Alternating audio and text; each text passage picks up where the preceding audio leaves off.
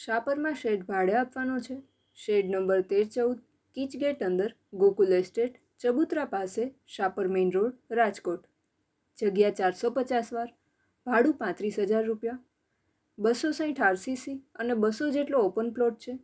ફરતે વંડી કરેલી છે. ઉપર 5 રૂમ લેબર માટે છે. પાણીનો બોર, વોશરૂમ જેવી સગવડ સાથે.